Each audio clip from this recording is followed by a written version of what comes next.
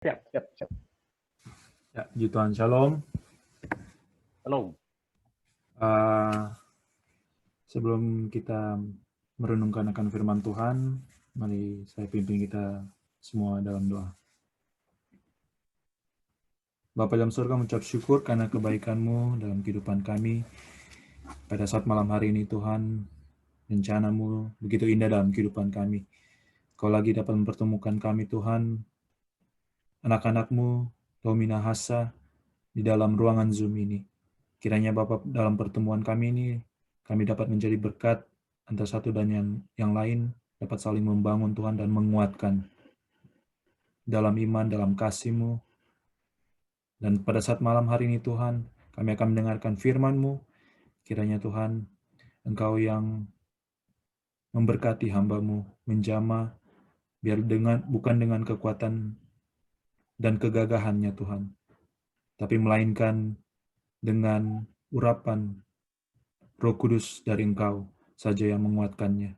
Bagi kami juga yang akan mendengarkannya, kiranya Engkau berikan kami Tuhan, hati sebagai murid, agar setiap pesan yang kami terima daripada Engkau, bukan lalu begitu saja Tuhan, tapi kami simpan dalam hati kami, bertumbuh, berbuah Tuhan, menjadi dampak kehidupan kami bagi orang lain, sehingga nama-Mu saja yang dipuji dan dipermuliakan, membawa banyak jiwa untuk hormat dan kemuliaan bagi nama-Mu. Kami siap mendengarkan firman-Mu, hanya di dalam nama Tuhan Yesus. Haleluya, haleluya. Amin. Puji Tuhan, terima kasih kepada pengurus Kak Jeff yang sudah mempercayakan saya lagi untuk membawakan atau membagikan firman Tuhan pada saat malam hari ini.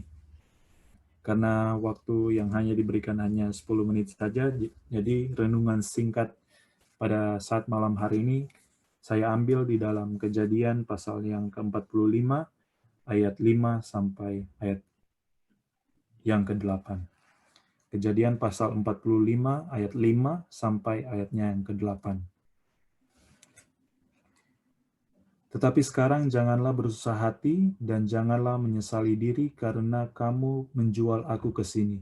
Sebab untuk memelihara kehidupanlah Allah menyuruh aku mendahului kamu. Karena telah 2 tahun ada kelaparan dalam negeri ini, dan selama 5 tahun lagi orang tidak akan membajak atau menuai. Maka Allah telah menyuruh aku mendahului kamu untuk menjamin kelanjutan keturunanmu di bumi ini dan untuk memelihara hidupmu, sehingga sebagian besar daripadamu tertolong. Jadi bukanlah kamu yang menyuruh aku ke sini, tetapi Allah. Dialah yang telah menempatkan aku sebagai bapa bagi Firaun dan tuan atas seluruh istananya dan sebagai kuasa atas seluruh tanah Mesir. Nah, saudara-saudara yang saya kasih dalam Tuhan, tentu cerita dari Yusuf ini sudah tidak asing lagi di telinga kita. Dan mungkin kita sudah mendengarnya sejak dari kita masih sekolah minggu. Masih kita kecil, kita sudah mendengarkan cerita akan Yusuf ini. Dan ketika kita mengingat lagi kisah Yusuf ini, bagaimana proses-proses dan tantangan dan pencobaan-pencobaan yang dia alami, tentulah tidak mudah. Begitu banyak hal yang terjadi dalam kehidupan Yusuf, sehingga membawa dia dengan iman pengharapannya semakin kuat di dalam Tuhan.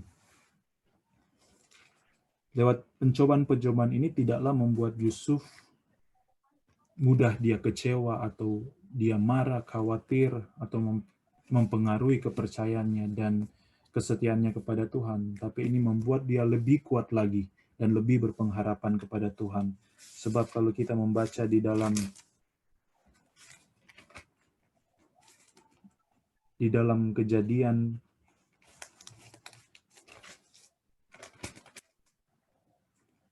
pasal yang ke-39 ayat yang ke-21, 22, di situ dikatakan, sebab itu kepala penjara mempercayakan semua tahanan dalam penjara itu kepada Yusuf, dan segala pekerjaan yang harus dilakukannya di situ dialah yang mengurusnya.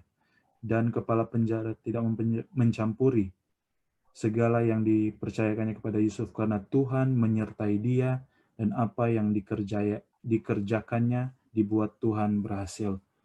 Karena kenapa Yusuf ini dia percaya dan tetap terus mengimani kehidupannya di dalam Tuhan, karena dia percaya bahwa Tuhan mempunyai rencana di dalam kehidupan dia. Dia percaya siapa Tuhan yang dia sembah, yaitu Tuhan pencipta alam semesta. Nah, saudara-saudara, kalau kita lihat dikembalikan dalam kehidupan kita, melihat situasi saat ini di tengah pandemi COVID-19 ini, tentu banyak sekali mempengaruhi kehidupan kita sebagai orang percaya. Mungkin kita merasa takut, merasa khawatir, kecewa, bahkan mempertanyakan kesetiaan Tuhan dalam kehidupan kita. Namun dari Yusuf ini kita bisa belajar bersama-sama bahwa dia tetap terus menaruh kepercayaannya kepada Tuhan, tetap terus menaruh imannya kepada Tuhan. Begitulah kita sebagai orang percaya. Kita harus menaruh kepercayaan kita kepada Tuhan untuk tetap terus setia, berharap pada Tuhan, berpegang teguh pada janji firman Tuhan. Seperti apa yang Yusuf perbuat dalam kehidupannya. Sehingga saudara-saudara, kalau kita balik lagi dalam cerita Yusuf, Tuhan bukan hanya membuat Yusuf menjadi orang nomor 1 setelah Firaun di Mesir, tetapi Tuhan juga membuat Yusuf menjadi penyelamat bagi bangsa-bangsa. Karena konteks yang sudah dibaca dalam firman Tuhan, terjadi kelaparan yang begitu luar biasa di seluruh di muka bumi. Jadi semua orang di muka bumi itu pergi ke tanah Mesir untuk meminta sumbangan. Kalau kita lihat sekarang ini, kalau dibandingkan dengan COVID-19 pandemik ini, kalau mau dibandingkan dengan kelaparan, saudara-saudara, ini memang tidak ada makanan. Tidak ada makanan di muka bumi. Jadi mungkin apa yang kita alami saat ini tidak sebanding dengan apa yang dialami oleh orang-orang pada zaman terjadi famine ini. Jadi bukan Tuhan hanya menjadikan dia pemimpin, tapi Tuhan menjadikan dia penyelamat bagi keluarganya, bukan hanya bagi keluarganya, tapi juga bagi bangsa-bangsa yang lain. Dan Tuhan juga, kalau kita baca dalam Kejadian pasal 45 ayat yang ke-18, Tuhan di situ mengatakan, Firaun mengatakan, "Jemputlah ayahmu dan seisi rumahmu dan datanglah mendapatkan aku, maka aku akan memberikan kepadamu apa yang paling baik di tanah Mesir." Bukan hanya itu, saudara-saudara, tapi Tuhan juga memberikan yang terbaik bagi Yusuf dan keluarganya, seluruh bangsa Israel di tanah Mesir untuk mereka kecap. Nah, ini artinya apa saudara-saudara? Kita mungkin bisa refleks dari cerita Yusuf ini. Kita berada di tanah asing atau dimanapun kita berada menyaksikan tayangan ini. Kita berada di tanah asing dan tidak ada yang mustahil kalau Tuhan ingin menjadikan kita kepala. Karena itu janji firman Tuhan. Dia ingin menjadikan kita kepala, bukan menjadikan kita ekor. Dan tidak ada yang mustahil kalau Tuhan ingin menjadikan kita penyelamat bagi bangsa-bangsa di tanah ini. Dan tidak ada yang mustahil juga bagi Tuhan kalau Dia ingin memberikan yang terbaik di tanah yang kita tinggali saat ini. Maka dari itu, kita sebagai umat yang percaya, yang sudah menerima hak kesulungan itu, sebagai anak-anak Allah, harus meyakini bahwa firman Tuhan itu ya dan amin atas kehidupan kita. Kita harus meyakini bahwa firman Tuhan itu pasti akan terjadi dalam kehidupan kita. Asal kita mau setia dan tetap terus berharap sama Tuhan, maka pembelaan Tuhan akan datang dalam kehidupan kita. Namun sebagai orang percaya, seringkali kita menjadi lemah, menjadi khawatir, menjadi marah. Ya, itu merupakan satu hal yang normal, tapi kalau kita kembali lagi dalam firman Tuhan, dalam Roma pasal yang ke-8 ayat 31, di situ dikatakan,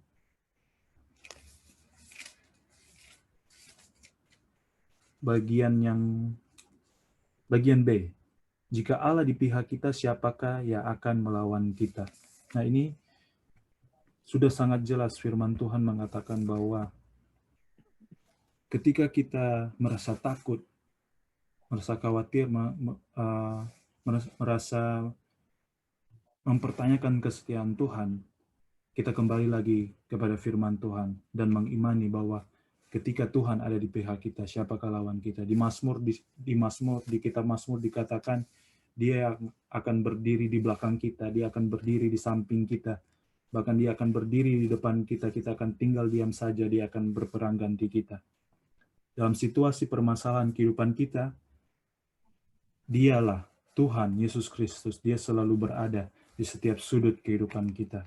Malam hari ini menjadi perenungan kita bersama-sama, kita mempercaya bahwa apapun situasi kondisi kita pada saat hari-hari ini, kita mau taruhkan kesetiaan, pengharapan kita kepada Tuhan Yesus Kristus. Puji Tuhan, itulah yang menjadi pesan firman Tuhan pada saat malam hari ini. Mari kita satu diam doa. Terima kasih Bapa dalam surga untuk firman-Mu pada saat malam hari ini, yang telah mengajarkan kami untuk tetap terus setia dan tetap terus berpengharapan di dalam Engkau, berpegang teguh pada janji firman Tuhan, untuk mengimani akan setiap hal yang Engkau sudah janjikan dalam kehidupan kami. Kami mempercaya Tuhan, bahwa Engkaulah sumber kekuatan, Engkaulah sumber pengharapan, Engkaulah sumber sukacita kami dalam melewati setiap musim kehidupan kami, khususnya di tengah pandemi COVID-19 ini. Kami tetap percaya Tuhan bahwa kemenangan tetap kami akan terima daripada Engkau. Biarlah Engkau Tuhan ajarkan kami untuk lebih dekat dengan Engkau dan mengenal Engkau lebih dalam lagi. Terima kasih Bapa di dalam surga, terima kasih Engkau berkati setiap program yang akan dikerjakan lewat channel ini, biarlah menjadi dampak yang besar bagi orang-orang yang menyaksikan, biarlah menjadi berkat bagi orang-orang yang menyaksikan. Kau berkati Om Willy, Kak Jeff, Leon, dan teman-teman yang lain yang bergabung dalam ruangan ini, kiranya Tuhan Engkau berikan kekuatan, kesehatan selalu menjadi berkat, jadi dampak dimanapun pergi dan berada. Dalam nama Tuhan Yesus kami berdoa mengucap syukur. Haleluya, haleluya, amin. Saya serahkan pada Kak Jeff. Amin, amin. Terima kasih Brandly, itu sangat menguatkan sekali. Memang kita tidak tinggal di negeri orang ini, kita harus kuat, kita harus mengeluarkan, memimpin arah hidup kita sendiri, mungkin untuk orang. Dan siap menghadapi segala hal rintangan. Segala hal rintangan, juga selalu percaya Tuhan memberi kekuatan, selalu kekuatan.